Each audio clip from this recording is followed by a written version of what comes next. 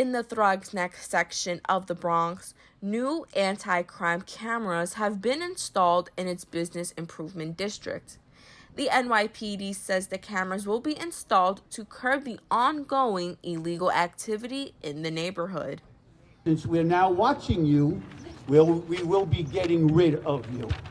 Bob Jean, executive director of the Throggs Neck bid, acknowledges that the area is on the safer side.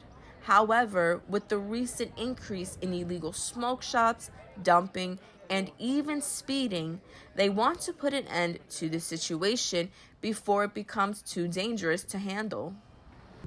Don't ever underestimate what an illegal process can bring to a beautiful neighborhood. It's like a cancer. It's like a fungus. You don't get rid of it, it grows.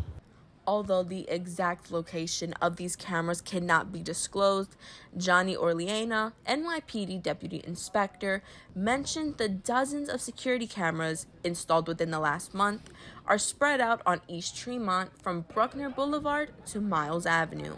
We have the most sophisticated now, and we have more coming, but we have the most sophisticated, upgraded Argus camera system in the borough, if not the 5 boroughs. Reporting for BronxNet, Brittany Aubain.